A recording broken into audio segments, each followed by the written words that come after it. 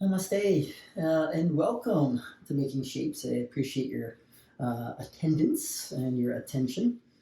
Today, I want to talk a little bit about the Ramayana. Right? This is the story of Rama and Sita, if you're unfamiliar, and Rama's um,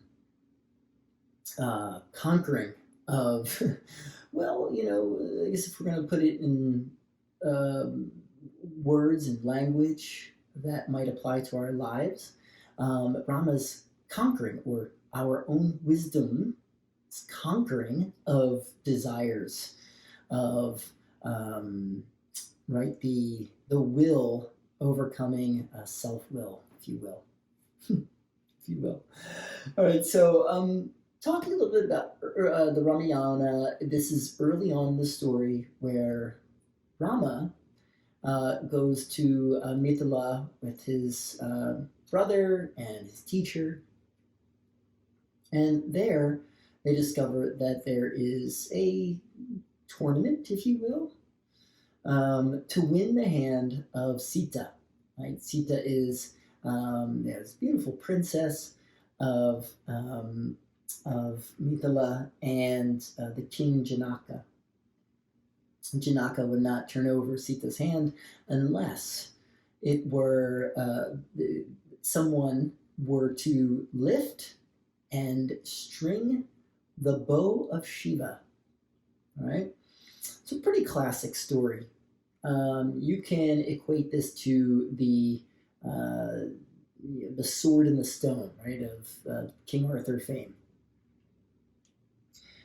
Little backstory: Janaka, the king, actually found Sita in the mud. Right, she kind of sprang forth from the earth, and I love this imagery of Sita as as a little baby, kind of like coming up from the earth, like the womb of the earth, if you will. Sita, of course, is the avatar of Lakshmi and the consort of Vishnu. Now, Rama, on the other hand, is the avatar of Vishnu, kind of like the one of the triune gods of Hinduism. Okay, and eternally they are married to one another, but as both of them return to Earth, they don't really know one another. Okay, so Rama is born in he's the son of Dasarat. Okay, of the king Dasarat. All right, and his mother Kushalya, who's just an amazing character herself. But let me stay on track here. So the story goes that Rama arrives in Mithila, hears of this, again, tournament, can't think of a better word for it right now, to win the hand of Sita.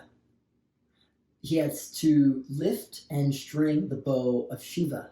No one has ever done it, right? No one's ever lifted it barely a centimeter.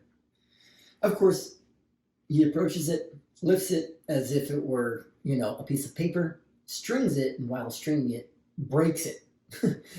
And of course, he ends up winning the hand of Sita. After Dasarat arrives in Mithila, meeting with King Janaka, they decide that not just Rama, but all four brothers would wed the four daughters of Janaka. It was a big celebration.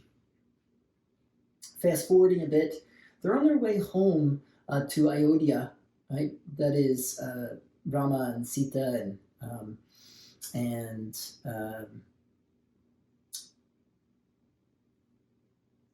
King Dasarat. They're on their way home to Ayodhya, and along the way they encounter Parasurama. I'm getting his name wrong. I know it. Parasurama, Parusarama, who was this ancient sage who was bestowed this power, this kind of celestial power by Vishnu himself. And ended up becoming quite vengeful towards the Kshatriya, they're the warrior class. Ends up killing all kinds of warriors throughout, I believe a few centuries, as the story goes. So he pops up out of nowhere, seemingly, in front of all the court, if you will, of King Dasarat. This includes Rama as well and Sita. And he's kind of pissed off, right? He's not really happy. His job over the centuries is to basically kill the warrior class, right, of which Dasarat and Rama are a part of. Right? So, but he's not really there for that so much as he is I guess he's a little bit offended and a little bit kind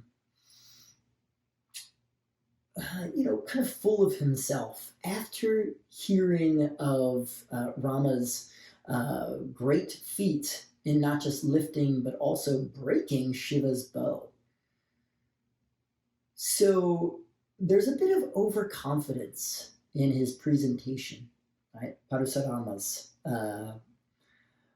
presentation, right? He's really overconfident. He doesn't believe that Rama is actually fit, not just for Sita's hand, but for having lifted Shiva's bow. Right? A bit of naivete as well, as he really has not heard of all the other tales up to this point in Rama's life. Now, you have to understand that he stands about 12 feet tall. He's massive, draped in tiger skins, matted, dreadlocked hair, all done up, almost like in a beehive, but just, a menacing figure, if you will. So, again, in his overconfidence, he really believes that Rama doesn't deserve this. And he starts, blustering on and on about how, Rama should face another test, of which he then pulls out Vishnu's bow and a bolt, a single bolt in the shape of a lightning bolt, which I think sounds kind of cool. So at this point, he challenges Rama to take up the bow and see if you can lift it, right? He's overcome. See if you can lift this Vishnu's bow, see if you can lift this. Rama, of course, is an avatar of Vishnu. He doesn't quite know it. Everybody's kind of has like an idea of like what's going on now because of what had happened in Mithila in the lifting of Shiva's bow and how just easily he had done it. So at this point, Parasurama tosses the bow to Rama, and sure, Rama just plucks it out of the air, and he also takes the bolt, strings the bow, or kind of readies the bow with the bolt, and Parasurama is like absolutely surprised by all that's going on. Now at this point, Rama, there's like a little bit like a crisis of emotion going on in Rama. It's a subtle part of the story. He takes up the bow in anger and points the bolt right at Parasurama. And it says explicitly in the text, right? In anger, right? And there's these moments in the text where he starts to cool himself off. And he asks the question, where, Parasurama, where would you like me to send this bolt? He doesn't act out of his anger, right? Instead, he eases off.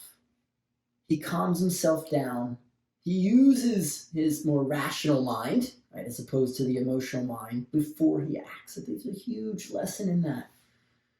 It's like getting in an argument with someone, right? If you're in an argument with someone, a lot of times it's all emotion. You're just going back and forth. Nobody's saying anything.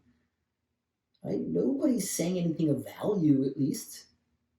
And unfortunately, you're not listening either, right? It's not until emotions subside, the rational mind again takes over, where we can then have a fruitful conversation.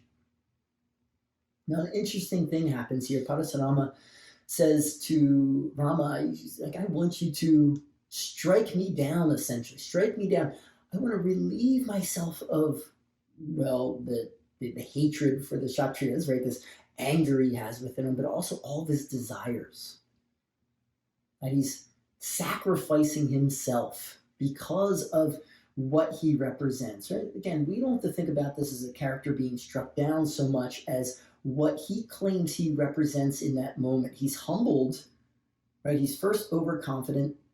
Then, after giving the bow to Rama and seeing Rama's, right, the power that he has, not physical strength, I'm not talking about that kind of power, right? But what Rama is, right? He's like an all loving God.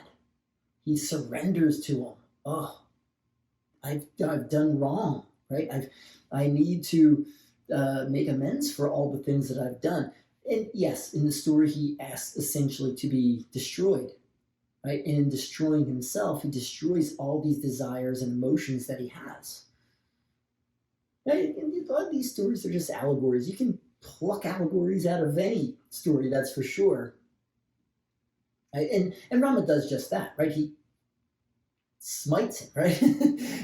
he eliminates Parasurama, right? And he relieves himself of the suffering that was essentially this curse of too much emotion, right? The emotions that constantly drove this desire to destroy this class of nobility.